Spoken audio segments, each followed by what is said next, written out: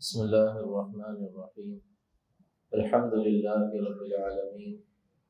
الحمد لله الملك الحق المبين. وأشهد أن لا إله إلا الله وحده لا شريك له.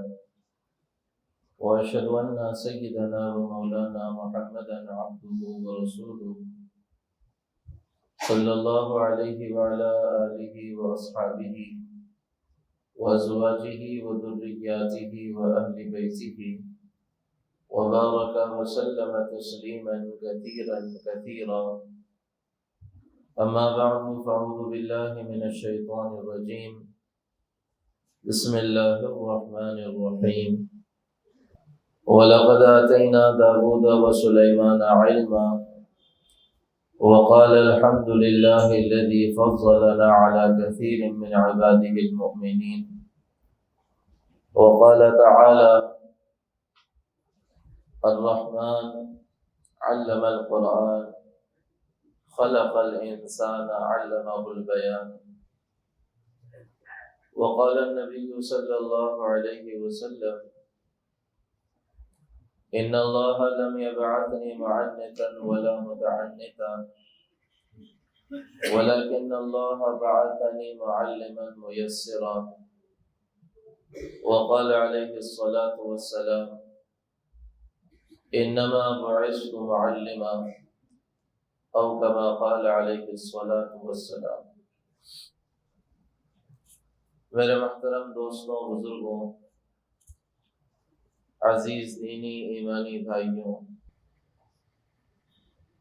اللہ تعالیٰ نے اپنے پیارے حبیب محمد مصطفیٰ صلی اللہ علیہ وسلم کو جامع الکمالات بنایا تھا۔ آپ کی ذات دنیا کے کمالات کو اپنے اندر لیے ہوئے تھی۔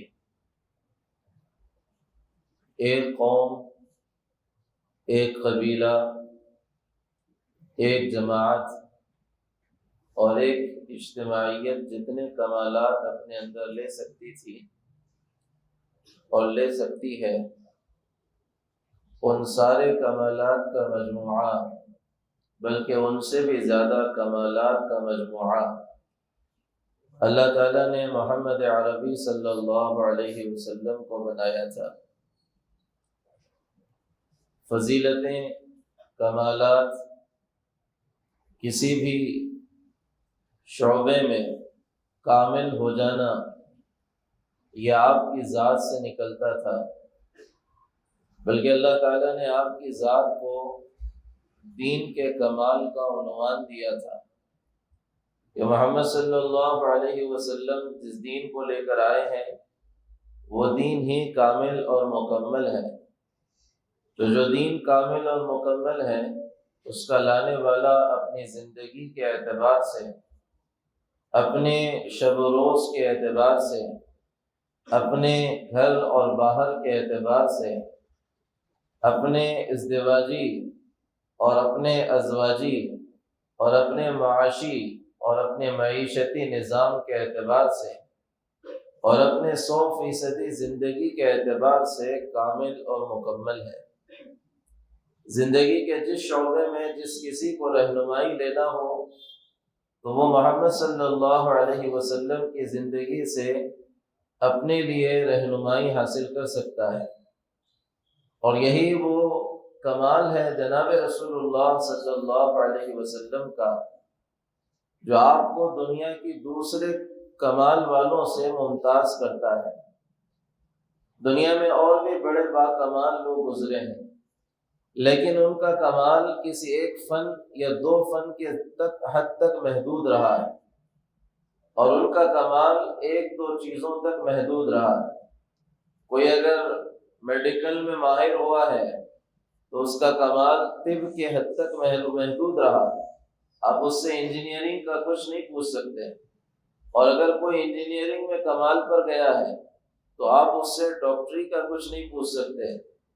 کوئی اگر اپنی زبان میں کمال پر پہنچا ہے تو آپ قلم میں اس کو باکمال نہیں کہہ سکتے، اور اگر کوئی قلم میں اپنے آپ کو کمال تک پہنچا گیا ہے تو آپ ضروری نہیں ہے کہ اس کو زبان میں بھی کامل پائیں، اور کوئی اپنی گفتگو میں کمال کو گیا ہے تو ضروری نہیں ہے کہ وہ زندگی گزارنے کے طور طریقوں میں بھی باکمال ہو جائے۔ زندگی میں دنیا میں جتنے باکمال لوگ نظر آتے ہیں جنہوں نے شہرت حاصل کی، افلاطون اور ارسطو سے لے کر سقراط اور بقراط کو لے کر دنیا کے اور جتنے ماہر ہیں اور جتنے باکمال لوگ گزرے ہیں، چاہے وہ بادشاہ ہوں، چاہے وہ وزیر ہوں، چاہے وہ وقت کے کوئی مجدد ہوں، چاہے وہ عالم ہوں، چاہے وہ کسی لائن کے ہوں، آپ ان کی زندگیوں کو اٹھا کر دیکھیں تو ایک سپہ سالار اپنی سپہ سالاری میں تو باکمال نظر آتا ہے، لیکن زندگی کے دوسرے شعبوں میں وہ کمزور نظر آتا ہے، اور ایک بادشاہ اپنی بادشاہت میں تو باکمال نظر آتا ہے، لیکن وہ اپنی زندگی کے دوسرے شعبوں میں کمزور نظر آتا ہے۔ ایک ذات ہے محمد عربی صلی اللہ علیہ وسلم کی، جس کو آپ جس زاویے سے دیکھو اور جس رخ سے دیکھو اور جس شعبے میں بٹھا کر دیکھو اور زندگی کے جس راستے پر لگا کر دیکھو، وہ آپ کو باکمال اور مکمل نظر آتے ہیں۔ اس اعتبار سے حضور کی زندگی اتنی وسیع ہے، اتنی وسیع ہے کہ خدا کی قسم ہے ایک سمندر ہے جس میں ہر زمانے میں غوطے لگانے والے اور جس کے اندر ہیرے موتی تلاش کرنے والے تلاش کر کر کے تھک گئے، لیکن ہر ایک کا جملہ آخر کار یہی تھا کہ ہم نے جتنا اس سے نکالا ہے وہ بہت تھوڑا ہے، اور جو کچھ ابھی اس سمندر کے خزانے باقی ہیں وہ بہت لامحدود ہیں۔ لہذا اللہ کے نبی کی زندگی کو زندگی کے شعبوں پر لگا کر دیکھنے کا مزاج ہونا چاہیے۔ میں نے اس سے پہلے بھی کئی مرتبہ کہا کہ ہمارے نزدیک حضور کی زندگی ایک تو پڑھنے کا ہی رواج نہیں ہے۔ 90 سے 95% مسلمان افسوس کے ساتھ یہ کہنا پڑتا ہے جو وہ ہیں جنہوں نے حضور اکرم صلی اللہ علیہ وسلم کی مکمل زندگی ایک بار بھی نہیں پڑھی ہے۔ سیدھا واقعات ان کو پتہ ہوں گے، ہو سکتے ہیں اگر وہ کسی اچھے معاشرے میں ہوں، اچھے ماحول میں ہوں، اچھی جگہ تعلیم و تربیت حاصل کر رہے ہوں، ورنہ پھر اکثر بیشتر ایسے بھی ملیں گے جن کو اپنے نبی یا ان کے والد کا نام تک پتہ نہیں، اور ان کی بیویوں اور ان کی والدہ کے نام میں بھی وہ فرق کرنے کی تمیز نہیں رکھتے ہیں۔ لیکن جو کچھ ہے اس کی بھی صورتحال یہ ہے کہ وہ شروع ہوتا ہے مکہ کی زندگی سے اور ختم ہو جاتا ہے ولادت پر، اور عام طور پر سیرت اور ہسٹری اسی موضوع کے اعتبار سے پڑھ لی جاتی ہے کہ فلاں سال یہ، فلاں سال یہ، فلاں سال یہ، فلاں سال ان کا انتقال، فلاں سال ان کا انتقال، اس سال شب معراج، اس سال ابو طالب، اس سال حضرت خدیجہ، اس سال عبد المطلب، اس سال یہ اور اس سال وہ، اور مدینہ آنے کے بعد اس سال بدر، اس سال احد، اس سال خندق، اس سال فرض نماز، اس سال زکوٰۃ فرض، اس سال پردے کے احکامات، اور اس کے بعد اس سال فتح مکہ، اس سال صلح حدیبیہ، اس سال فتح مکہ، اس سال حجۃ الوداع، اس سال تبوک، اور اس سال انتقال۔ حضور اکرم صلی اللہ علیہ وسلم کی جو اصل زندگی ہے وہ ہے جو آپ نے گزاری ہے، جو پریکٹیکلی لائف لوگوں کے سامنے آپ نے رکھی ہے، کہ آپ صلی اللہ علیہ وسلم کی زندگی کا یہ ایک تو ایک خاکہ ہے، یہ تو ایک خاکہ ہے جس پر سرسری نظر بھی آپ کی گزر جائے کافی ہے، لیکن اصل زندگی وہ ہے جو آپ صلی اللہ علیہ وسلم نے گزار کر بتائی ہے، جو آپ صلی اللہ علیہ وسلم نے عملاً امت کے سامنے رکھی ہے کہ یہ دیکھو اور یہاں ہوں میں ایسا، اور یہ دیکھو یہ شعبہ یہاں میں ایسا ہوں۔ زندگی کے جتنے شعبوں سے تمہیں گزرنا ہے ان شعبوں میں اور ان مصروفیات میں تمہیں محمد صلی اللہ علیہ وسلم ایک کامل رہنما اور آئیڈیل کے طور پہ نظر آئے گے، اور یہی آپ کی زندگی کا اصل کمال ہے، یہی آپ کی نبوت کا اصل کمال ہے۔ اگر میں جرأت سے آگے بڑھ کر کہوں کہ بدر و احد اور خندق و احزاب کی فتح سے بڑی فتح اگر کوئی چیز تھی تو وہ حضور اکرم صلی اللہ علیہ وسلم کی زندگی جو دلوں کو فتح کرتی تھی وہ تھی، ورنہ آپ کو پسند نہیں تھے لڑائی جھگڑے، اور آپ کی نبوت ان لڑائی اور جھگڑوں سے نہیں چلی، بلکہ آپ صلی اللہ علیہ وسلم کی نبوت اس زندگی سے چلی ہے جس کو دیکھ کر لوگ کلمہ پڑھ لیتے تھے اور جس کو دیکھ کر لوگ اسلام کے اندر آ جاتے تھے۔ تو حضور کی زندگی اس اعتبار سے دیکھیں، اور اس زندگی کے ہر شعبے کو اگر ہم الگ کرتے جائیں تو ایسی ہدایات ملتی ہیں کہ آج 1400 بلکہ 1450 سال کے بعد بھی زمانہ جن کو اپنائے ہوئے ہے اور انہی راستوں کو اختیار کرنے میں آج بھی اپنی کامیابی سمجھتا ہے، وہ 1400 سال پہلے محمد عربی صلی اللہ علیہ وسلم نے بتا دیے تھے۔ آپ کی زندگی کا ایک اہم شعبہ ہے علم اور تعلیم و تربیت ہے۔ اللہ کے نبی صلی اللہ علیہ وسلم نے اپنے بعثت کے مقاصد میں ایک اہم ترین مقصد یہ بھی کہا کہ میں معلم بنا کر بھیجا گیا ہوں، انما بعثت معلما، مجھے اللہ نے بھیجا ہی ہے کہ میں معلم کی حیثیت رکھتا ہوں۔ اور آپ صلی اللہ علیہ وسلم بحیثیت ایک معلم دنیا میں آئے تھے، اور ہر نبی معلم ہوتا ہے اپنی امت کے لیے، وہ سکھاتا ہے امت کو، اور بعد والوں کے لیے وہ مثال بنتا ہے کہ دیکھو جو کوئی بعد میں اس منصب پر کھڑا ہو اور جو کوئی بعد میں اس جگہ پر اپنے آپ کو لائے تو اس کے لیے نمونہ محمد عربی صلی اللہ علیہ وسلم بہترین ہے۔ ایک آدمی بحیثیت استاذ کے معلم تو ضرور ہے، لیکن زندگی کے شعبوں میں ایک باپ ہر وقت کا معلم ہے، ایک ماں ہر وقت کی معلمہ ہے، اور ایک بڑا بھائی اپنے چھوٹے بھائیوں کے لیے معلم ہے، ایک بڑی بہن اپنی چھوٹی بہنوں کے لیے معلمہ کی حیثیت رکھتی ہے۔ پھر اس کے اوپر اٹھ کر مدرسوں کے معلمین ہیں، اس کے اوپر اٹھ کر اسکول کے معلمین ہیں، اس کے اوپر اٹھ کر کالج کے معلمین اور معلمات ہیں، ٹیچرز ہیں، اور زندگی انہی کے ذریعے سے کسی نسل کی سنورتی ہے، بنتی ہے، خوبصورت ہوتی ہے، چلکتی ہے خوبصورتیاں اس کے اندر سے۔ اور کسی بھی بچے کو سجانے اور سنوارنے میں سب سے بڑا کردار اس کے معلم کا ہوتا ہے، جو پہلے درجے میں اس کے ماں باپ ہیں اور دوسرے درجے میں اس کے اسکول کے اساتذہ اور اس کے مدرسے کے اساتذہ ہیں، یہ دونوں بھی معلم کی حیثیت رکھتے ہیں۔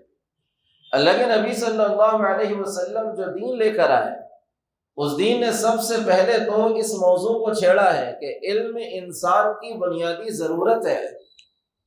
ہزاروں سالوں سے علم پر جو پردے ڈالے گئے تھے اور علم کو جو چھپایا گیا تھا، اور اس کو پنڈتوں نے، پروہتوں نے اور پادریوں نے اور عیسائی اور یہودی راہبوں نے اپنی اپنی خانقاہوں اور اپنی اپنی عبادت گاہوں اور چرچوں اور کلیساؤں کے اندر دفن کیا ہوا تھا، وہ کسی کو دیتے نہیں تھے۔ سخت ترین قوانین ہمارے اس ملک کے اندر تھے کہ کوئی گیتا اور کوئی مذہبی کتاب اور اس کے ویدوں اور اس کے اشروقوں کا اور اپنشدوں کا مطالعہ نہیں کر سکتا۔ کوئی نچلی ذات کا اگر ان کو پڑھ لے، اس کی زبان کاٹ دی جائے، سن لے تو کان میں سیسا ڈال دی جائے، اور اس کے ہاتھ لگا لے تو ہاتھ کاٹ دیا جائے، ایسے سب قوانین تھے۔ اور یہی صورتحال یہودیوں کی تھی کہ علم ان کے راہبوں کے پاس محدود تھا، وہ کسی کو علم تک آنے نہیں دیتے تھے۔ یہی صورتحال پادریوں کی، عیسائیوں کی تھی، انہوں نے بھی کلیساؤں اور گرجا گھروں اور چرچوں میں علم کو محدود کیا ہوا تھا۔ عوام جاہل تھی، عوام کو علم کی طرف آنے نہیں دیا جاتا تھا، ایک طبقے کی اجارہ داری ہو گئی تھی، بس وہی تھے، اور وہ گھانک رہے تھے قوم کو۔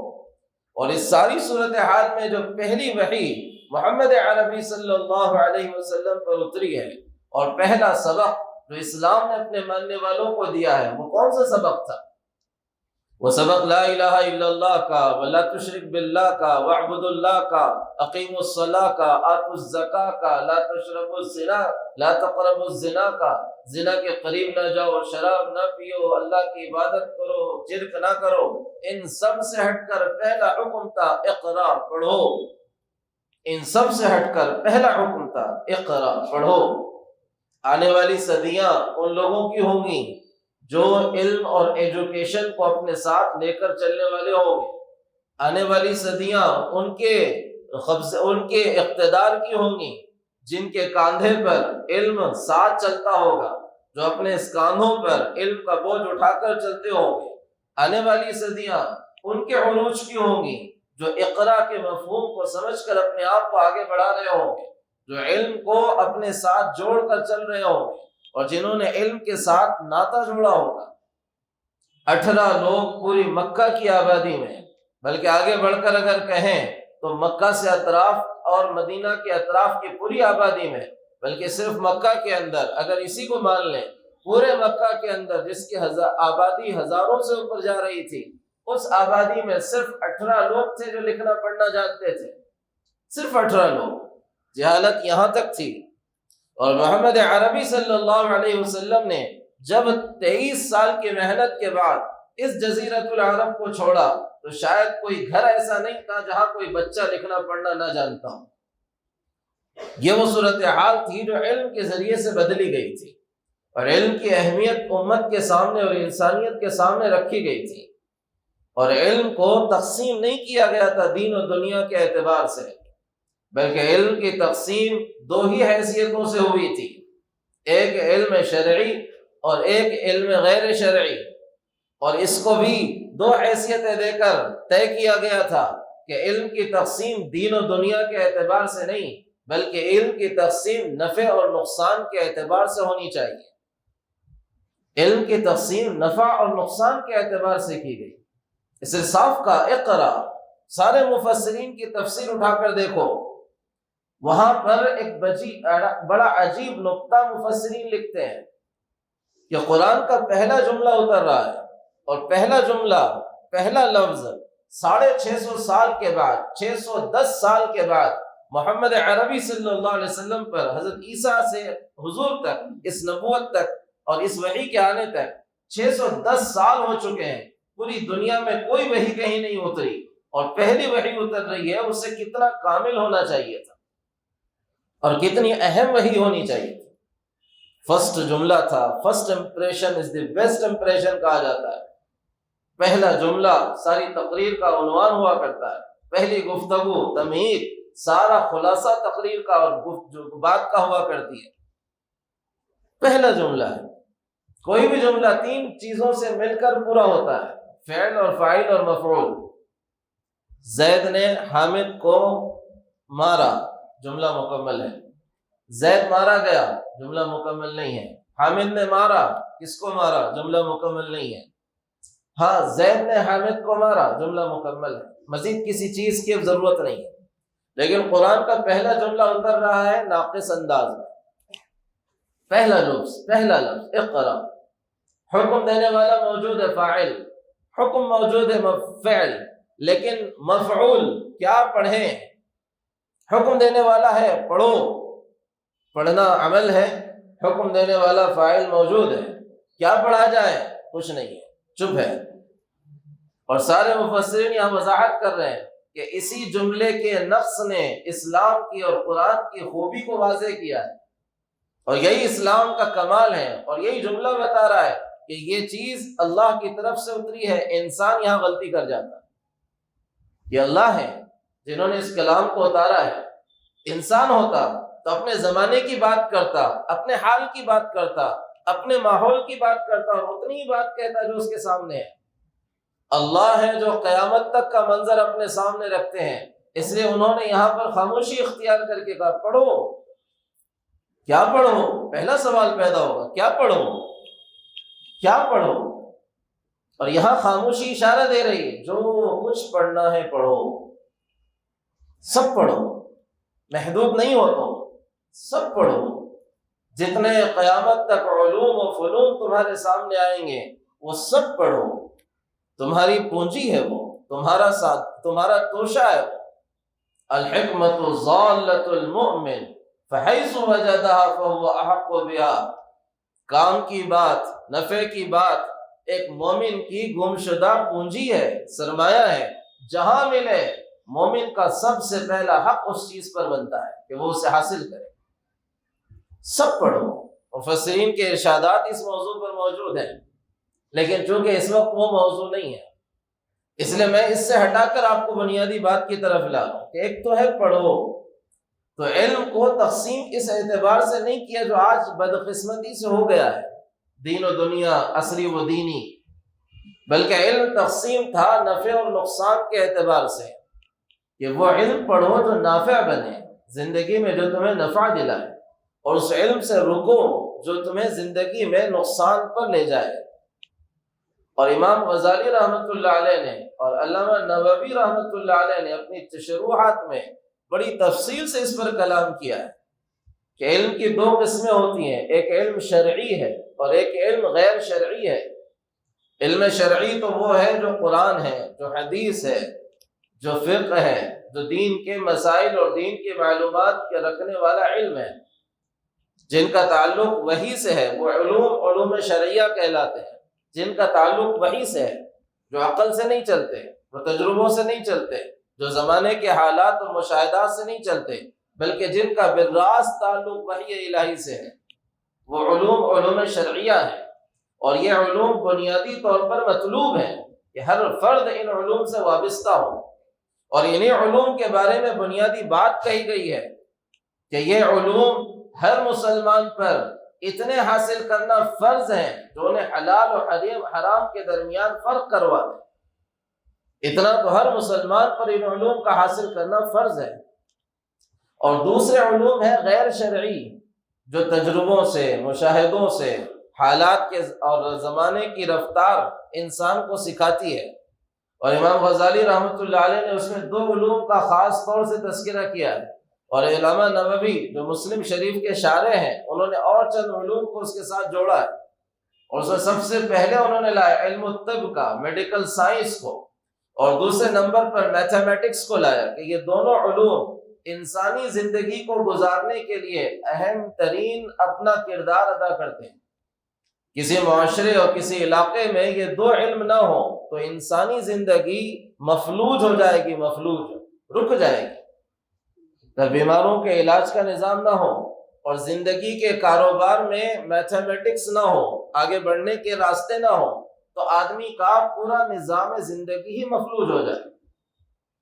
اور پھر اس کے ساتھ ساتھ وہ سوشل سائنس کو بھی داخل کرتے ہیں، علامہ نووی ایگریکلچر کو بھی داخل کرتے ہیں، کپنگ سسٹم کو بھی داخل کرتے ہیں، ایسے ہی علم نباتات اور اس کے علاوہ جغرافیہ کو بھی داخل کرتے ہیں، سوشولوجی کو بھی داخل کرتے ہیں، بایولوجی کو بھی داخل کرتے ہیں، اور ان سب کے بارے میں کہتے ہیں کہ زمانے کی ضروریات کے اعتبار سے یہ علوم فرض کفایہ کی درجہ رکھتے ہیں کہ ایک طبقہ اگر ان علوم کا حاصل کرنے والا ہو تو امت سے یہ ذمہ داری ہٹتی ہے، اور ایک بھی نہ ہو تو پوری امت گنہگار ہوگی، کیونکہ پھر امت دوسروں کی محتاج بن جائے گی زندگی کے شعبوں میں۔ اور ان علوم کی اس بحث سے ہٹ کر جو اصل چیز ہے، حضور اکرم صلی اللہ علیہ وسلم کی بعثت، جو حضور کہہ رہے ہیں میں معلم بنا کر بھیجا گیا ہوں، درمیانی یہ گفتگو آ گئی، ورنہ وہ اس موضوع سے متعلق نہیں تھی، لیکن چونکہ یہ بھی ضروری تھی اس اعتبار سے کہ ہمارے پاس جو نظریات کا فرق ہو گیا ہے وہ بڑا نقصان اس شعبے میں پہنچا رہا ہے ہمیں۔ حضور کی اپنی زندگی بحیثیت معلم کے، کیونکہ ایک معلم ہی ہوتا ہے، کتاب کسی کو کمال پہ نہیں لے جاتی، استاذ کمال پہ لے جاتا ہے۔ نیری کتاب کسی کو کمال پر لے جانے والی ہوتی، اور نیری کتاب کسی کو کامیاب کروا دینے والی ہوتی، تو یہ ہر کتاب پڑھنے والا بچہ آج کامل ہو جاتا۔ لیکن یہ حقیقت ہے کہ جن کو باکمال استاذ ملتے ہیں، چاہے باپ و ماں کی شکل میں ہو یا واقعی کلاس کے روم کے اندر بیٹھنے والے استاذ کی شکل میں ہو، وہ بچے بھی باکمال ہوتے ہیں۔ اور جن کو ناقص، کمزور، بلید اساتذہ ملتے ہیں، وہ بچے بھی کمزور اور ناقص، استاذ کی کمی ان کے اندر بھی آتی ہے۔ اللہ ماشاء اللہ کو صلاحیت مند ہو تو اپنی استعداد پر محنت کرتے ہوئے آگے بڑھ جاتے ہیں، لیکن اکثر کسی طالب علم کو اوپر لے جانے والے سیڑھی جو ہوتی ہے وہ اس کا استاذ ہوتا ہے، اس کی ماں ہوتی ہے، اس کا باپ ہوتا ہے، اور اس کا استاذ ہوتا ہے۔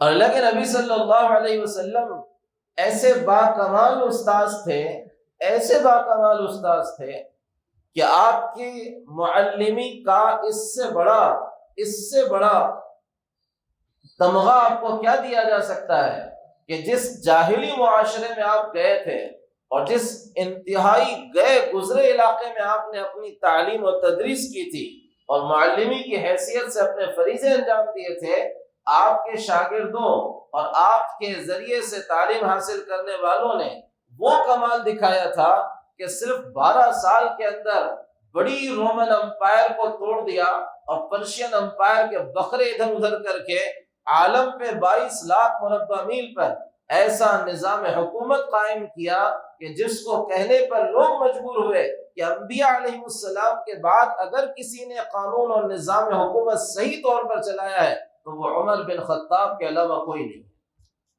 استاذ اپنے شاگردوں سے پہچانا جاتا ہے۔ حضور اکرم صلی اللہ علیہ وسلم کی نبوت اور آپ کے نبی ہونے کا کمال یہ بھی ہے کہ آپ کے جتنے شاگرد تھے با کمال تھے، سارے شاگرد۔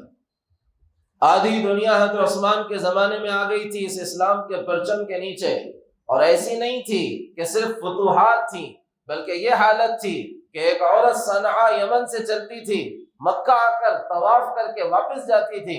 اس سارے کے سارے 1000 کلومیٹر کے راستے میں امن و امان کا عالم یہ تھا کہ اس کے دل میں اللہ کے خوف کے علاوہ کسی اور کا خوف نہیں ہوتا تھا، اور لوگ زکوٰۃ کا مال لے کر نکلتے تھے۔ فراوانی کا عالم یہ تھا کہ قبول کرنے والے نہیں ہوتے تھے۔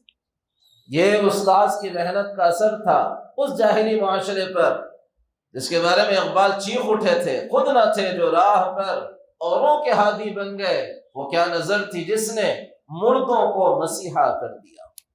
مردہ تھے یہ لوگ، مردہ، ان کی زندگیاں مردہ تھیں، لیکن ایسے یہ جمکے ہیں کہ یہ جس سے جڑے ایسے مردہ دل اور ایسے مردہ جسم زندہ ہو گئے ان کی وجہ سے۔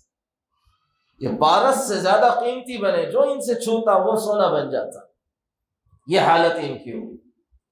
حضور کی تربیت اور حضور کی تعلیم کا یہ اثر تھا کہ ایسے با کمال شاگرد آپ نے پوری دنیا میں پھیلا دی۔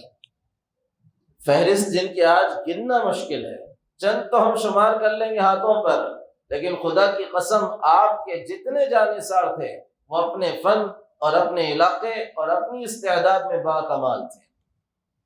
اس کی وجہ تھی آپ کا سسٹم، آپ کے تعلیم و تربیت کا انداز، جو ایک مٹی کو سونا بناتا تھا، جو ایک لوہے کو قابل استعمال ہتھیار بنا دیتا تھا، جو ایک پڑی ہوئی بے حیثیت چیز کو ایسا باحیثیت بناتا تھا کہ لوگوں کو تعجب ہوتا تھا اس سے یہ کیسا ہو گیا۔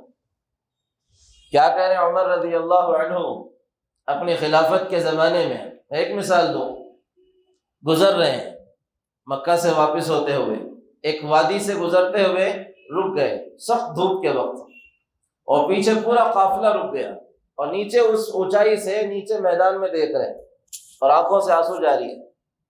لوگ کہہ رہے ہیں امیر المومنین پیچھے لوگ بھی پریشان ہیں، آگے بڑھیے، کیا دیکھ رہے ہیں نیچے؟ نیچے کوئی نہیں ہے۔ کہہ رہے ہیں میں دیکھ رہا ہوں اس نیچے وادی کو، اور مجھے وہ منظر یاد آ رہا ہے میری جہالت کا، کہ یہی وہ جگہ ہے جہاں اپنے باپ کے اونٹ اور بکریاں لے کر آتا تھا، اور میرے اندر کی حالت یہ تھی کہ اونٹ اور بکریوں کو کیا کھلانا اور کہاں چرانا چاہیے اس کا بھی مجھے علم نہیں تھا۔ سو جاتا تھا، بکری بھیڑیا لے جاتا تھا، واپس انہیں اونٹوں کو لے کر جاتا، خالی پیٹ واپس ہوتے تو میرا باپ ڈنڈے مار کر مجھ سے کہتا عمر اونٹ چرانے نہیں آتا، زندگی کیسے گزارے گا؟ اور آج یہ اسلام کا کمال اور محمد صلی اللہ علیہ وسلم کی تربیت کا گویا کمال ہے کہ آج 22 لاکھ مربع میل عمر کا نام سن کر تھر تھر آتی ہے۔ کیا ہے؟ اس معلم کی تعلیم کا اثر تھا۔ تو آپ صلی اللہ علیہ وسلم نے جو اس موضوع کو اپنی عوام امت کے سامنے رکھا وہ بہت پیارے انداز میں رکھا۔ ایک معلم کیسا ہو اور تعلیم و تربیت کا نظام کیا ہو، اس سے صرف نظر کہ آپ کیا پڑھا رہے ہو، وہ ایک بوجھ کتابوں کا جو پیٹھ پر ان کے لادا ہوا ہے اور جو ڈھکیلا اونڈیلا جا رہا ہے، اس سے قطع نظر وہ موضوع نہیں ہے۔ اس وقت وہ استاد اور وہ شاگرد کا رشتہ اور وہ تعلیم و تربیت کا رشتہ جو حضور اکرم صلی اللہ علیہ وسلم نے قائم کیا تھا، وہ ہے اصل جو کسی کو ہیرا بنا دیتا ہے اور کسی کو تراش کر اتنا قیمتی بناتا ہے کہ یہ معمولی پتھر ہیرے کی طرح قیمتی اور انمول ہو جاتا ہے۔ آپ صلی اللہ علیہ وسلم کا تعلیم کا اور تربیت کا انداز اتنا تفصیلی موضوع ہے کہ میں چاہ رہا تھا اس کو پورا سمیٹوں، اب مختصر میں سمیٹنا پڑے گا کیونکہ دوسرے اور ایک دو موضوع ساتھ جڑ گئے آج کے اس موضوع کے ساتھ۔ لیکن سب سے پہلی بنیاد جو حضور نے ایک معلم کے لیے دی، سب سے پہلی بنیاد، اور خصوصاً اپنے آپ کو معلم جب کہہ رہے تھے، اس کے ساتھ جو جن چیزوں کی نفی کی وہ بہت اہم ہے۔ اپنے آپ کو معلم کہنے سے پہلے دو چیزوں کی نفی کی حضور نے کہا، ان اللہ لم یبعثنی معنتا ولا متعنتا، اللہ تعالیٰ نے مجھے سخت زبان، تیز مزاج، بد کلام کرنے والا نہیں بنایا، اور بتکلف سختی لوگوں پر کرنے والا بنا کر بھی نہیں بھیجا۔ ولیکن اللہ بعثنی معلما میسرا، اللہ تعالیٰ نے مجھے آسانیاں پیدا کرنے والا معلم بنا کر بھیجا ہے۔ معلم کی بنیاد ہے ایک تعلیم دینے والے باپ، ماں یا معلم اور استاذ اور ٹیچر، کہ وہ نہ ایسا بد اخلاق اور بدحیت ہو کہ لوگ اس کو دیکھ کر ہی وحشت محسوس کریں، نہ وہ اتنا سخت ہو کہ طلباء کے دلوں میں اس کا رعب، اس کا ڈر ہو کہ وہ اس کے قریب ہی نہ آ سکے۔ انس رضی اللہ تعالیٰ عنہ کہہ رہے ہیں، میں نے حضور کی زندگی میں 10 سال آپ کی خدمت اور تربیت میں رہا ہوں۔ 10 سال کوئی معمولی عرصہ نہیں ہوتا ہے 10 سال کا، 10 منٹ کی بات اور 10 دن کی بات نہیں ہے، بلکہ 10 سال کی بات کہہ رہے ہیں۔ 10 سال محمد صلی اللہ علیہ وسلم کی تربیت میں رہا ہوں۔ آپ کا بیٹا نہیں تھا، والدہ نے لا کر چھوڑا تھا کہ بچہ ہے آپ کے کام آئے گا، تربیت میں رکھیے آپ اس کو اپنے۔ اور ان 10 سالوں میں اللہ کے نبی نے کبھی مجھے نہ مارا، نہ ڈانٹا، اور نہ کسی کام کے بارے میں کہا یہ کیوں کیا، یہ کیوں نہیں کیا، یہاں تک نہیں۔ تو میں چھوٹا بچہ، میرے ساتھ بچوں کی طرح حال ہوتا تھا، کوئی کام حضور کہتے میں کر نہیں پاتا، کوئی کہتے اس کے لیے نکلتا بھول جاتا۔ ایک دن ایک کام کے لیے مجھے کہا، میں اس کام کے لیے نکلا، راستے میں نے دیکھا کہ کچھ بچے کھیل رہے ہیں، تو میں بھی ان کے کھیل میں لگ گیا اور کام بھول گیا۔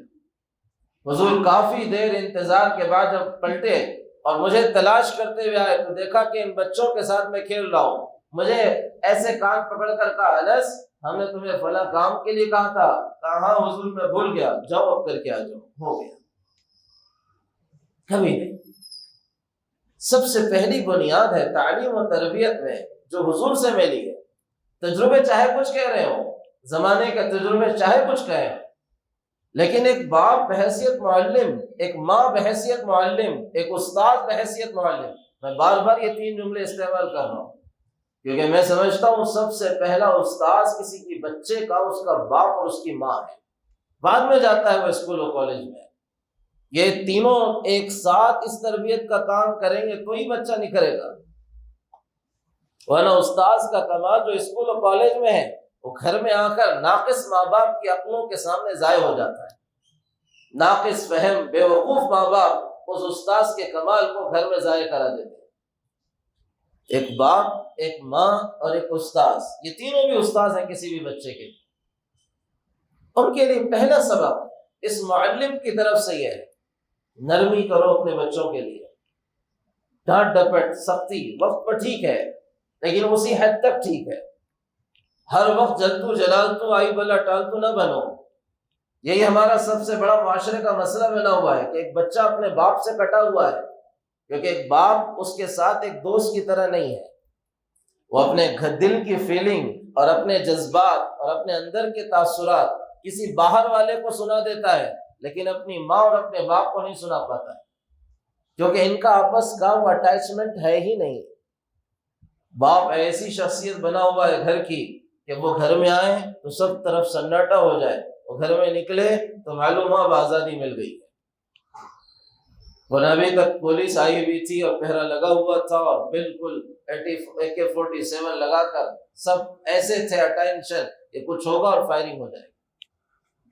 اور ماں کا بڑا کردار اس سلسلے میں ہے جو اپنے باپ سے بچوں کو ڈرا ڈرا کر رکھتی ہے، وہ سب سے بڑا غلط کردار ہے کہ ماں کی ذمہ داری اور باپ سے بچے کو قریب کرے۔ ہر ماں ڈانٹ ڈپٹ غصے کے وقت ماں کا انداز ہوتا ابا کو بول دوں، بچہ باپ سے ڈرے گا، قریب ہوگا۔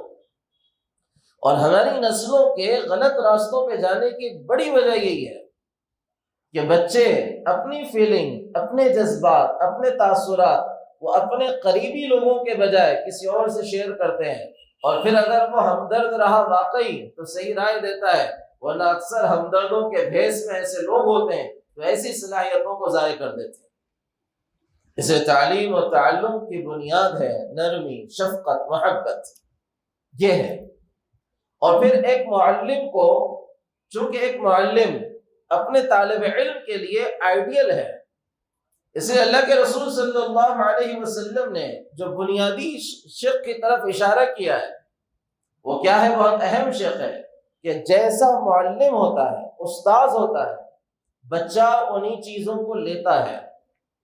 بچہ استاذ کے اے فار ایپل کے ساتھ، بی فار بال کے ساتھ، الف سے اللہ اور با سے بسم اللہ کے ساتھ، اور الف زبر آ اور با زبر با اور تا زیر ٹی کے ساتھ، چاہے وہ ادھر ادھر ہو، استاذ کی حرکات و سکنات کو بھی اپنے اندر کیپچر کر رہا ہوتا ہے، اس کی چیزوں کو لیتا ہے۔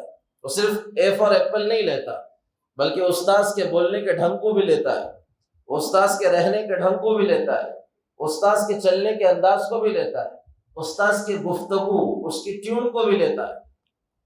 اس لیے اللہ کے رسول صلی اللہ علیہ وسلم نے کہا کہ اللہ نے مجھے بد زبان بنا کر نہیں بھیجا، بری حیت والا بنا کر نہیں بھیجا۔ ایک استاذ، میں خوش اسلوب ہوں، اتنا پیارا طرز تکلم آپ صلی اللہ علیہ وسلم کا تھا کہ آپ کی صرف گفتگو سن کر لوگ کہتے تھے، ہم گواہی دیتے ہیں آپ اللہ کے نبی ہیں۔ ایک بار جس نے بات کر لی وہ آپ کی محبت کا قائل ہو جاتا تھا۔ ایک بار جس نے آپ سے بات کر لی وہ گرفتار ہو جاتا تھا آپ کی محبت میں۔ یہ انداز۔ اور تیسرا انداز جو حضور کسی حدیث سے دے رہے ہیں اور حضور کی شخصیت سے ملتا ہے کہ ایک استاذ بحیثیت ایک معلم کے صاف ستھرا، نظافت پسند، صفائی ستھرائی اس کے مزاج میں ہونی چاہیے۔ وہ نہیں محلا کچیلا، پوڑی کھا کر تھوک رہا ہو، سگریٹ بچوں کے سامنے پی رہا ہو، اس کو اپنے کپڑوں کا ڈھنگ نہ ہو، اس کو اپنے لباس کا ڈھنگ نہ ہو۔ ظاہر سی بات ہے جب یہ ایک استاذ کی حیثیت سے بچوں کے سامنے جائے گا تو بچوں کے ذہن میں استاذ کا جو خاکہ بنے گا وہ یہی بنے گا۔ اس اللہ کے نبی صلی اللہ علیہ وسلم نے صاف کہا، ان اللہ نظیف یحب النظافہ، اللہ صاف ستھرے ہیں، صفائی ستھرائی کو اللہ پسند کرتے ہیں۔ اور صاف حدیث میں حضرت قتادہ رضی اللہ تعالی عنہ فرما رہے ہیں، ما بعث اللہ نبیا الا حسن الوجہ وحسن الصوت، اللہ نے کوئی نبی، کیونکہ سارے نبی معلم ہوتے ہیں، اس لیے اللہ نے کسی نبی کو اچھے چہرے کے بغیر اور اچھی زبان کے بغیر نہیں بھیجا۔ دو چیزیں مشترک رکھی ہر نبی کے اندر اللہ نے، کہ ان کا چہرہ مہرہ اچھا رہا، ان کی گفتگو اور ان کا زبان اچھی رہی۔ وَكَانَ رسول اللہ صلی اللہ علیہ وسلم حسن الصوت وحسن الوجہ، اور قتادہ رضی اللہ عنہ کہتے ہیں ہمارے استاد محترم جناب رسول اللہ صلی اللہ علیہ وسلم سب سے اچھے چہرے والے اور سب سے اچھی گفتگو والے تھے، آپ کی آواز سب سے پیاری تھی۔ حضور اس کا اہتمام کرواتے تھے کیونکہ یہ چیزیں بچے لیتے ہیں۔ سفر سے آپ آتے تو رات کے وقت یا دوپہر کے وقت جب بھی مدینہ کے قریب پہنچے، سفر ہوا کرتا تھا آگے پیچھے، گاڑیوں کی ٹائمنگ تھوڑی ہوتی کہ 8 تو 8 بجے پہنچے، آگے پیچھے ہوتے تھے۔ آپ کا معمول تھا مدینہ جب نظر آتا تو مدینہ کے پیچھے پہاڑی پر رک جاتے تھے، سب کو روکتے تھے اور کہتے تھے انکم قادمون علی اخوانکم، دیکھو اپنے بھائیوں کے پاس جانے والے ہو، بڑے سفر سے واپس آئے ہو، فاصلحوا لباسکم واصلحوا رحالکم، اپنے لباس بھی ذرا صحیح کر لو، اپنے سامان وغیرہ بھی صحیح کر لو، یہ دھول وغیرہ میں اٹ گئے ہیں، کپڑے خراب ہو گئے، بال ادھر ادھر ہو گئے، گرد میں پسینے کی بو ہے، نہا لو، دھو لو، صاف ہو جاؤ، تاکہ تم جب لوگوں کے درمیان جاؤ تو تمہارا ایک اصلہ اپنا پریشر پر اپنا امپریشن جائے اور تم بھی لوگوں کے درمیان ایک معزز شہری کی طرح ہو۔ یہ کہتے ہیں صاحب کا من کان لہ شعر فلیکرمہ، تو بھائی جس کو بال رکھنے ہیں اپنے بالوں کے ذرا اکرام بھی کرے، اس کو درست کیا کرے۔ حضور کے پاس ایک صحابی آئے، بال ان کے ایسے بکھرے ہوئے ادھر ادھر، کچھ تیل نہیں لگا ہوا، کوئی سلیقے سے سنوارے ہوئے نہیں۔ اللہ کے نبی صلی اللہ علیہ وسلم نے کہا بھائی اس کو کوئی بتا تو دے کہ بال رکھنے کا اسے شوق ہے تو بال سنوارتا کیوں نہیں ہے، صاف ستھرے کیوں نہیں رہتا ہے۔ ایک صحابی آ گئے جن کے جو چادریں تھی اور اس پہ گرد لٹی ہوئی تھی، اللہ کے نبی نے کہا بھائی اس سے کوئی کہے جائے ذرا نہا دھو بھی کر لے، صفائی ستھرائی بھی کر لے۔ یہ طریقہ تھا کہ یہ اثر تھا، خود حضور اکرم صلی اللہ علیہ وسلم صاف ستھرے، عجمی اثرات ہمارے معاشرے میں داخل ہوئے ہیں جو ہم نے دینداری کو میلے پن اور گندے پن کے ساتھ جوڑا ہوا ہے۔ ہاں یہ حقیقت ہے کہ اللہ کے نبی صلی اللہ علیہ وسلم کے کپڑے پیوند زدہ ہوتے تھے، لیکن کہیں روایت میں یہ نہیں ملے گا کہ وہ میلے ہوا کرتے تھے۔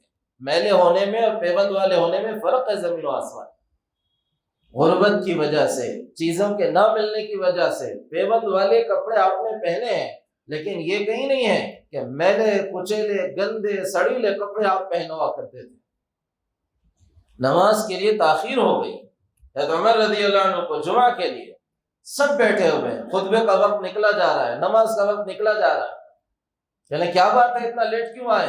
کہ ایک ہی چادر تھی دھونے ڈالی تھی، سوکھنے کا انتظار کر رہا تھا، میلہ نہیں پہن کر آئے، صاف ستھرے تھے۔ معلم کا ایک بڑا کردار اس کی صفائی اور ستھرائی ہے، مگر عجیب المیہ ہے، ایک استاذ اپنے بچے کے ساتھ بیڑی اور تمباکو کھائے، اپنے شاگرد کے ساتھ سگریٹ پیے، اور اپنے شاگردوں کے ساتھ وہ ساری گندگیاں اختیار کرے جو کسی بھی اچھے معاشرے کا حصہ کبھی نہیں ہو سکتی تھی۔ پھر اللہ کے نبی صلی اللہ علیہ وسلم کا جو انداز تھا تعلیم و تربیت کا، ایک ہوتا ہے میتھڈ، تھیوریکل میتھڈ، اور ایک ہوتا ہے میتھڈ پریکٹیکلی میتھڈ، کہ آپ اپنے بچوں کا خیال کرتے ہوئے، اپنے طلباء کا خیال کرتے ہوئے، اپنے صحابہ کا خیال کرتے ہوئے اس کو بہت اختیار کرتے تھے، پریکٹیکلی میتھڈ کو سمجھاتے تھے پریکٹیکل۔ ایک صحابی آئے حضور اکرم صلی اللہ علیہ وسلم کے پاس، کہا یا رسول اللہ کیف الطہور، حضور ذرا بتائیں وضو کرنا کیسے ہوتا ہے، وضو کیسے کیا جائے۔ میرے پاس آتے، کوئی مجھ سے پوچھتا تو میں کہتا ہاں بھائی چہرہ ایسے دھو لو، سر کے بال سے لے کر ٹھوڈی کے نیچے تک، ایک کان کی لو سے لے کر دوسرے کان کی لو تک، کونیوں کے ساتھ ہاتھ دھو لو، مسح ایسے کر لو، پیر ایسے دھو لو۔ آپ صلی اللہ علیہ وسلم نے کہا بھائی ایک جگ میں کوئی پانی لا دے، برتن میں کسی نے پانی لایا، آپ نے عملی کر کے بتایا، چہرہ دھویا، ہاتھ دھوئے، کلی کی، ناک میں پانی چڑھایا، چہرہ دھویا، ہاتھ دھوئے، سر کا مسح کیا، پیر دھوئے، کہا بھائی دیکھو یہ ہے وضو، بس یہ ہے وضو، پریکٹیکلی میتھڈ پر۔ ایک صحابہ ہے، مسلم شریف میں روایت ہے، انہوں نے کہا حضور میں فلاں دیہات سے آیا ہوں، مجھے نماز کے اوقات بتائیں کہ کون سی نماز کا وقت کب شروع ہوتا ہے کب ختم ہوتا ہے۔ آپ صلی اللہ علیہ وسلم نے کہا بھائی ہمارے ساتھ 2 دن رہو تمہیں پتہ چل جائے گا۔ نہیں کہا یہ اس وقت، یہ اس وقت، وہ اس وقت، بلکہ 2 دن کا ہمارے ساتھ نماز پڑھو۔ اب جو پہلے دن کی نمازیں تھیں وقت شروع ہوتے ہی 5 نمازیں پڑھائیں، فجر بھی، ظہر بھی، عصر بھی، مغرب بھی، عشاء بھی، شروع ہوتے ہی وقت۔ اور دوسرے دن کی نمازیں تھیں ختم وقت کے قریب، ان 5 نمازوں کو پڑھائیں ختم ہوتے وقت۔ اور پھر کہا بھائی کہاں ہے وہ این السائل عن اوقات الصلاۃ، کہاں ہے وہ شخص جو نماز کے اوقات کے بارے میں پوچھ رہا تھا؟ اس نے کہا میں یہاں ہوں حضور، حاضر ہوں۔ کہا دیکھو یہ 2 دن جہاں ہم نے پڑھائی وہاں سے شروع ہے، جہاں ہم نے دوسرے دن پڑھائی وہاں ختم ہے، جاؤ۔ پریکٹیکلی میتھڈ پر تعلیم۔ اور ایک اللہ کے نبی صلی اللہ علیہ وسلم کا طریقہ تعلیم تھا انٹریکٹیو میتھڈ، جس کو عربی میں اسلوب الحوار کہتے ہیں، آپسی گفتگو، سائل سے سوالات کر کے اس کے ذہن کو تھوڑا سا متوجہ کروا کر اس کے اندر کی صلاحیتیں اس کو نکلوائی کہ تم خود ان چیزوں کا جواب دو۔ صحابہ سے کہا نماز کے بارے میں اہمیت بتانی تھی، نماز کی اہمیت بتانی تھی، تو اللہ کے نبی صلی اللہ علیہ وسلم ایک دوسری مثال دے اور سوال کر رہے ہیں بھائی ذرا بتاؤ تم میں کا کوئی ایسا شخص ہو جو گھر سے اپنی کمپنی جاتا ہو اور اس کمپنی میں پیدل جاتے ہوئے راستے میں 5 نہریں اسے پڑتی ہوں اور 5 نہروں سے وہ نہا کر جاتا ہو اور واپسی میں نہا کر آتا ہو، اس کے بدن پر کوئی میل رہے گا؟ دماغ کو ذرا واضح اٹھا رہے ہیں، جگا رہے ہیں، اس کے بدن پر میل رہے گا؟ حضور اس کے بدن پہ جو 5 وقت نہائے ایک کے پیچھے ایک، اس کے بدن پہ کیا میل بچے گا؟ اللہ کے نبی صلی اللہ علیہ وسلم نے فرمایا بس یہی حال گناہوں کا اور نماز کا ہے، ہر نماز دوسرے نماز کے درمیان گناہوں کو دھو دیتی ہے۔ ایک صحابی آئے، انداز دیکھیں کیا صبر ہے، کیا صبر ہے، کیا برداشت ہے۔ اپنے طلباء کے لیے، اپنے سیکھنے والوں کے لیے، یہاں تو فوراً فائر ہے۔ ایک نوجوان آیا، مجلس لگی ہوئی، اس مجلس میں کوئی ایک اٹھے، تو میری حیثیت تو کوئی ہے نہیں اس مجلس میں، لیکن کوئی ایک اٹھ کر کہے مولانا میں زنا کرنا چاہتا ہوں، کوئی پسند کرے گا اس پوری مجلس میں؟ اس پوری مجلس میں حضور کی مجلس لگی ہوئی اور صحابہ ہیں، ابو بکر اور عمر رضی اللہ عنہ موجود ہیں، اور ایک نوجوان کھڑے ہو کر کہہ رہا ہے یا رسول اللہ اذن لی فی الزنا، حضور مجھ سے برداشت نہیں ہوتا، زنا کی اجازت دیجیے۔ اور صحابہ ہو کر گھور کے دیکھ رہے ہیں، وہ کیا کہہ رہا ہے، حضور ہے؟ تو کہہ نہیں کچھ نہ کہو، آگے لو۔ یہ کیسا عجیب میتھڈ ہے ان کا، سامنے بلایا، انہیں کہا زنا حرام ہے، آئندہ یہ سب نہیں بولنا۔ شرم آ رہی مجلس میں یہ سب بولنے کے لیے؟ عقل ہے تھوڑی بہت؟ کیا کہہ رہا ہے، زنا کرے گا؟ نہیں، سامنے لائے کہ بھئی کیا کہہ رہے ہو؟ کہ حضور شہوت غالب ہے، زنا کی اجازت دیجیے۔ اللہ کے نبی کہہ رہے ہیں کیا تم پسند کرو گے کوئی تمہاری ماں کے ساتھ زنا کرے؟ تو حضور نہیں پسند کرو، کبھی پسند نہیں کرو۔ کہ تم جس کے ساتھ زنا کرو گے وہی تو کسی کی ماں ہوگی، اس کو بھی تو پسند نہیں آئے گا۔ پسند ہے کہ وہ تمہاری بیٹی کے ساتھ زنا کرے؟ تو حضور کبھی پسند نہیں ہو۔ کہ جو تم کس کے ساتھ کرو گے تو بھی تو کسی کی بیٹی ہوگی، اس کو بھی تو ایسے ہی پسند نہیں آئے گا۔ پسند ہے کہ تمہاری بہن کے ساتھ کرے؟ کہ نہیں حضور کبھی پسند نہیں آئے گا۔ کہ جو تم کسی کے ساتھ کرو گے تو وہ بھی تو کسی کی بہن ہو، تمہیں پسند ہے کوئی تمہاری پھوپھی کے ساتھ یہ حرکت کرے، کوئی تمہاری خالہ کے ساتھ یہ حرکت کرے؟ کہا حضور کبھی نہیں، کبھی پسند نہیں کرو۔ کہ جو تم کسی کے ساتھ کرو گے تو وہ بھی تو کسی کی پھوپھی کسی کی خالہ ہوگی۔ دماغ کو صاف کر دیا، اندر سے جواب نکالا، جو چیز تم خود پسند نہیں کر رہے ہو اوروں کے لیے کیسے پسند کر سکتے ہو؟ پھر سینے پہ ہاتھ رکھ کر کہا اللہم اغفر ذنبہ وطہر قلبہ وحسن فرجہ، یا اللہ اس کے گناہ معاف کر، اس کی شرمگاہ کی حفاظت کر، اس کے دل کو گناہوں سے پاک کر۔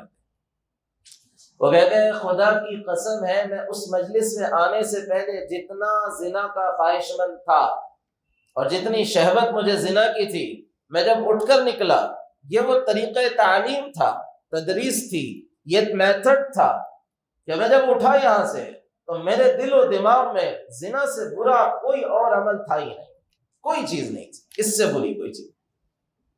حضور اکرم صلی اللہ علیہ وسلم مسجد میں بیٹھے ہوئے، ایسے کنارے پر آپ کی مجلس لگی ہوئی، ایک دیہاتی آیا مسجد نبوی کے اندر، ایک دیہاتی، اور مسجد نبوی میں اندر آ کر ایک کونے میں پیشاب کے لیے بیٹھ گیا، مسجد کے اندر ایک کونے میں پیشاب کرنے کے لیے بیٹھ گیا۔ یہ جو مجلس میں بیٹھے ہوئے تھے یہ اٹھے اور فوراً اس کو روکنے کے لیے بھاگے کہ مسجد میں پیشاب کر رہا ہے۔ اللہ نے کہا دعوہ ولا تظلموا، بھائی رکو رکو رکو، کر لینے دو پورا، اس کا پیشاب روکو مت، پیشاب رکے گا تو ہو سکتا ہے کوئی بیماری ہو جائے، اور ویسے ہی بھاگے گا تو جتنی جگہ خراب کر رہا ہے اس سے زیادہ جگہ خراب کرے گا، کر لینے دیں۔ اس نے پورا پیشاب کر لیا، صحابہ تل مل ہو رہے ہیں، اور پورے پیشاب سے فارغ ہوا تو حضور نے کہا آپ اسے بلاؤ ہمارے پاس۔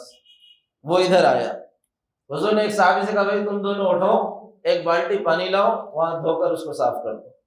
اس کو اپنے پاس بلا کر کہا بھائی دیکھو ہماری مسجدیں نماز کی جگہ ہیں، پاکی کی جگہ ہیں، پیشاب پاخانے کی جگہ نہیں ہے، آئندہ یہاں مت کیا کرو۔ تو پھر حضور اتنی بڑی جگہ میں نے یہ حرکت کی ہے، کہا نہیں کوئی مسئلہ نہیں، آئندہ نہ کر۔ اٹھا وہاں سے کہنے لگا میں نے ایسا شخص اپنی زندگی میں کبھی نہیں دیکھا۔ تو یہ وہ تعلیم و تربیت ہے، اور یہ وہ انداز تعلیم و تربیت کا ہے جس پر یہ ہیرے نکلے تھے اور جس سے یہ ہیرے اٹھائے گئے تھے، اندر کی صلاحیتیں ان کی اٹھائی گئی تھیں، اور جن سے یہ چمکائے گئے تھے اس تعلیم و تربیت کے راستے سے۔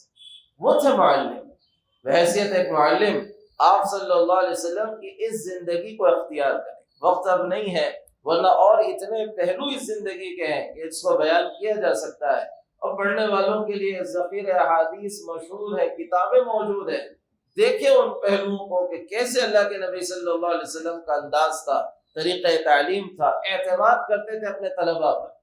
بڑی کمزوری آج کے زمانے میں استاذوں کے اندر، بڑوں کے اندر، کہ وہ اپنے نیچوں پر اعتماد ہی نہیں کرتے. باپ بیٹے پر بڑا ہو جاتا ہے، بیٹا بڑا 22 سال 25 سال کا ہوتا ہے، لیکن باپ اعتماد نہیں کرتا اپنے بچے پر، اس کے نتیجے میں وہ زندگی بھر ناقص رہتا ہے.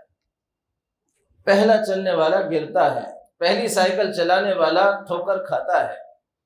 آپ کہو کہ پہلے ہی اڑنا شروع کر دو، کیسے ہوگا؟ اعتماد کرنا چاہیے اپنے بچوں پر بھی، اپنے طلباء پر بھی. ان کے اوپر بوجھ ڈالنا چاہیے. جس پر بوجھ پڑتا ہے اس کے اندر کی صلاحیت باہر نکلتی ہے، اور جس پر بوجھ ہی نہیں پڑتا تو صلاحیتیں اندر ہی دفن ہو کر ختم ہو جاتی ہیں. بوجھ پڑنے پر صلاحیتیں باہر آتی ہیں. ایک دانہ اپنے آپ کو مٹا دیتا ہے، مٹی کے بوجھ کو اپنے اوپر لیتا ہے. کتنا بوجھ، ایک دانے کا وزن ہی کیا، اس کی حیثیت ہی کیا، اور اس کے اوپر وہ مٹی کا بوجھ اپنے اوپر لیتا ہے، تب جا کر ایک درخت نکال دیتا ہے اندر سے. دانہ خاک میں مل کر گل و گلزار ہوتا ہے. مٹا دے اپنی ہستی کو اگر کچھ مرتبہ چاہے. اقبال چیپ اٹھے ہیں اس بات پر کہ دانہ خاک میں مل کر گل و گلزار ہوتا ہے. اعتماد اپنے بچوں پر، اپنے طلباء پر، یہ ایک استاذ کا کمال ہونا چاہیے.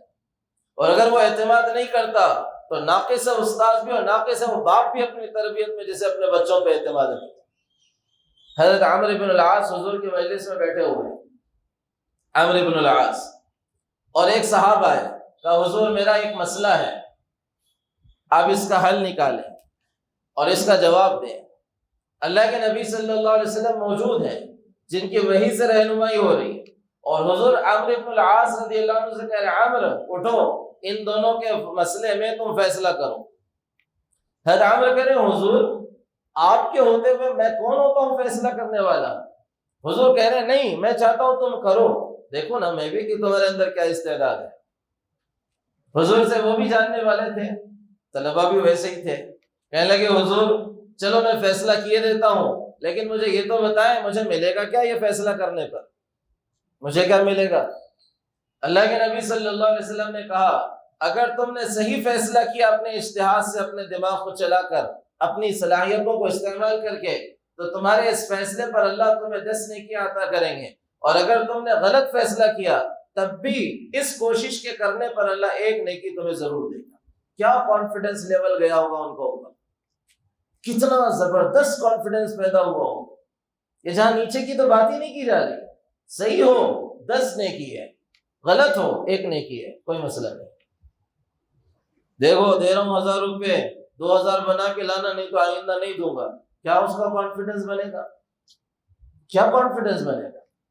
اپنے بچوں پر اعتماد کرنا یہ معلم کی ضرورت ہے. اللہ تعالی عمل کی توفیق عطا فرمائے.